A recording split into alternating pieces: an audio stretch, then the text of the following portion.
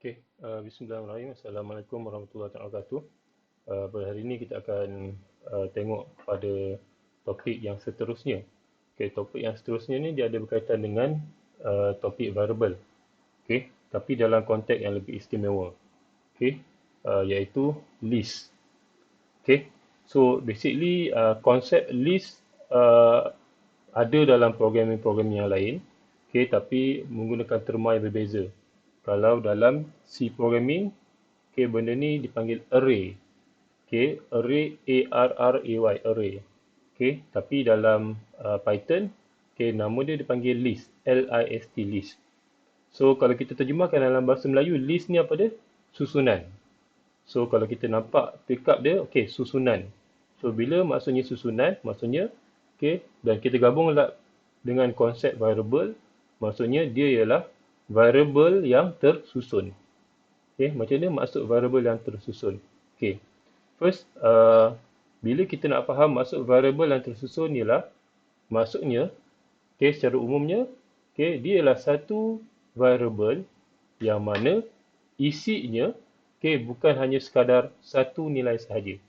Okay, isi dia mungkin boleh membawa, okay, 2 nilai, 3 nilai, 4 nilai, 6 nilai dan seterusnya. Okay, so inilah konsep asas dalam list untuk Python. Baiklah. Okay, so sekarang ni kita nak tengok. Okay, okay, kita nak tengok macam mana kita nak create list dalam Python. Okay, seperti mana yang kita ketahui, okay, kita menggunakan website Python terlebih dahulu untuk asas dalam programming Python. So, kita boleh pergi kepada website Python. Okay, kita boleh buka dalam website Python kita. Okay, so sekarang ni kita nak create beberapa jenis list. Okay,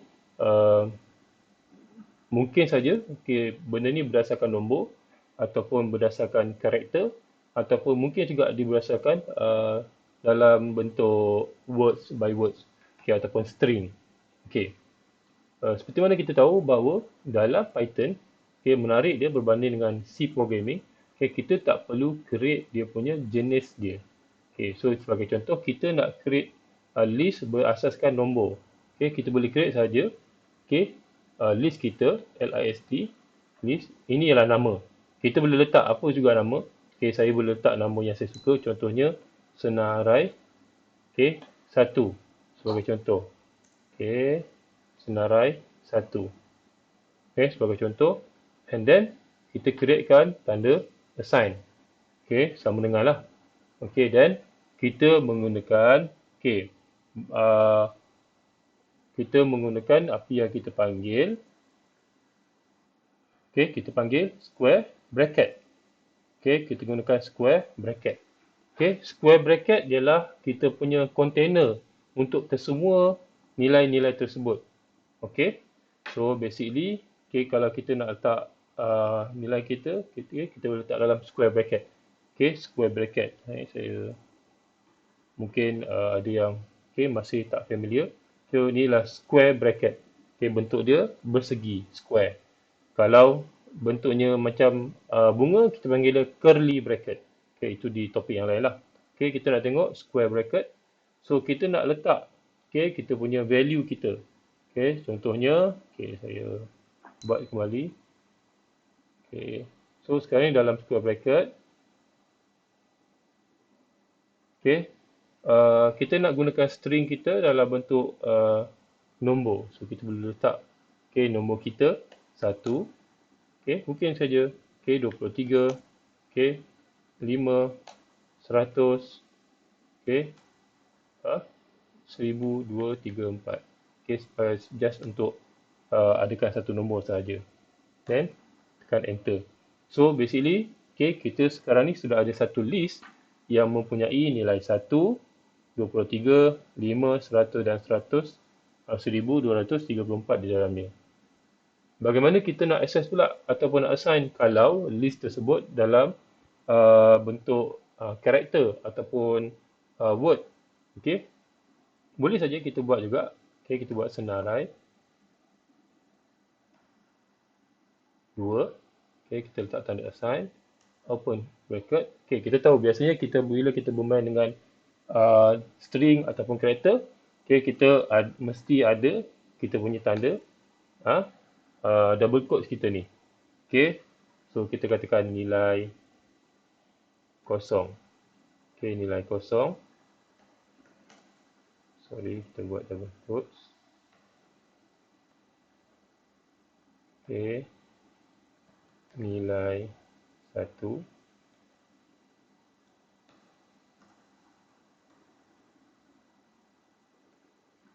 Nilai 2. Okay, nilai 3. Okay, cukup nilai kosong, nilai 1, nilai 2, nilai 3. Okay, kenapa kita ni? Okay, saya start dengan kosong, kita akan tengokkan kemudian lah. Okay, so kita tutup. Okay, square bracket. So kita tekan enter. So sekarang ni kita dah ada okay, dua list. Okay, satu mempunyai nombor, satu mempunyai string ataupun mungkin karakter. Okay, yang mana okay, setiap nilai tersebut okay, diasingkan okay, dengan menggunakan koma. 1, 23, 5, 100, nilai kosong, nilai 1, nilai 2, nilai 3, So, kita asingkan menggunakan koma. So, kalau kita cek balik senarai 1. Okay.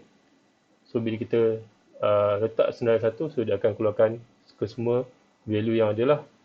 Okay. Kalau senarai 2. Okay. So, inilah senarai 2. Alright.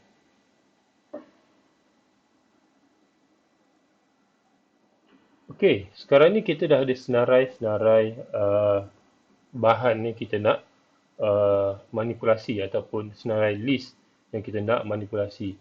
So, kita nak tengok pula, okay, so bagaimana kita nak access ataupun kita nak pergi kepada nilai-nilai list kita ni. So, untuk akses kepada senarai-senarai ini, okay, cara dia ialah, okay, sebelum tu kita mesti ada satu kefahaman. Kita mesti tahu kedudukan nilai-nilai tersebut. Okay, sebagai contoh, kita lihat okay, menggunakan senarai 1 sebagai asas. Okay, senarai 1, dalam dia kita ada value 1, 23, 5, 100 dan 1234. So, kita ada 5 nilai. Okay, so nilai-nilai ini, okay, dia bermula dengan okay, nilai, okay, kedudukan dia ialah pada kedudukan bermula dengan kedudukan kosong. So, 1 tu okay, pada kedudukan kosong, 23 pada kedudukan pertama, 5 kedudukan kedua, okay, 100 kedudukan yang ketiga, 1234 pada kedudukan yang keempat. So, start daripada 0, 1, 2, 3, 4. Okay, kedudukan dia. Okay, jumlah nilai kita ada 5, tapi kedudukan start daripada 0 hingga 4. Okay, so sekarang ni saya nak akses. Okay, katakan kita nak akses pada nilai-nilai tertentu. So, apa yang kita perlu buat ialah kita tahu nama list kita. Okay, senarai. Okay, kita buat yang gunakan yang nombor dulu. Okay, senarai 1. Okay, kita tahu itu ialah kita punya list, nama list kita. And then, okay, kita boleh okay, letak kita punya square, bracket square. Sekarang ni kita nak akses nilai yang mana? Katakan kita nak akses yang paling asas, nilai yang kedudukan yang kosong. So, senarai 1, kosong.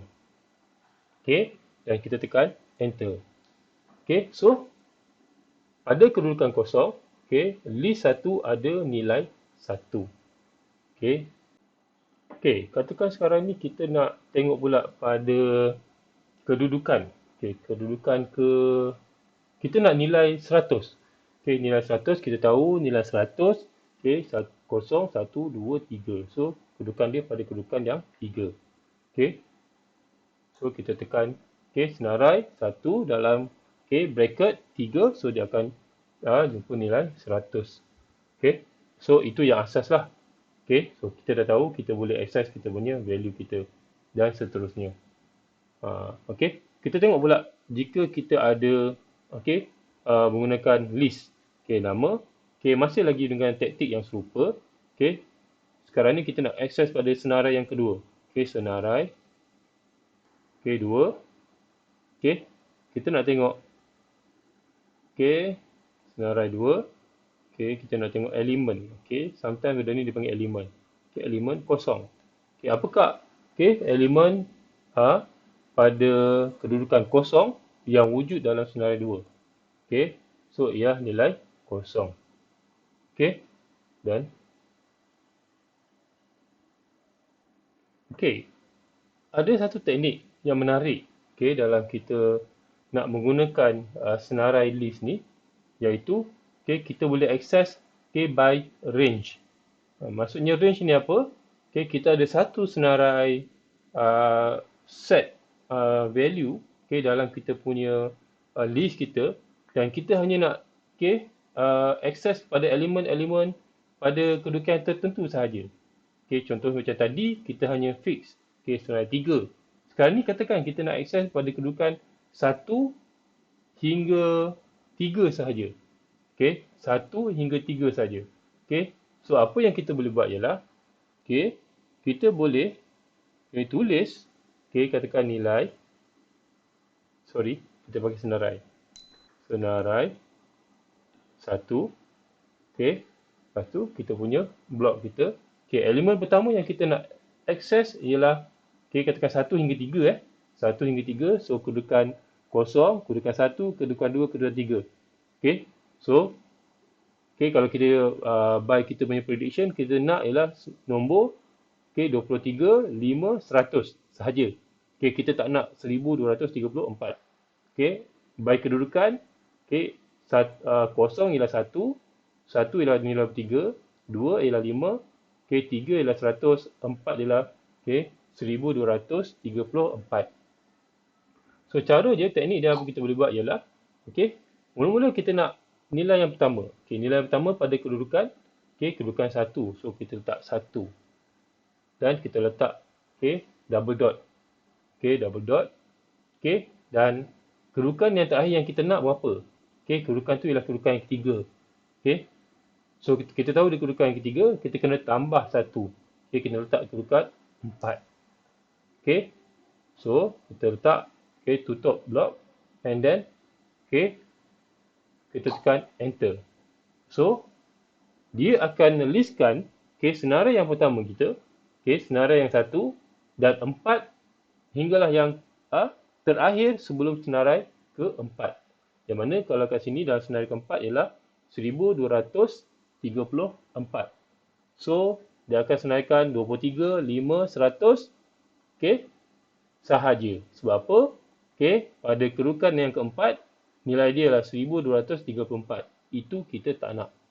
Itu kita tak nak. So belajar, itu sahaja sebagai pengenalan kepada Python untuk konsep list dalam Python. Sekian, terima kasih.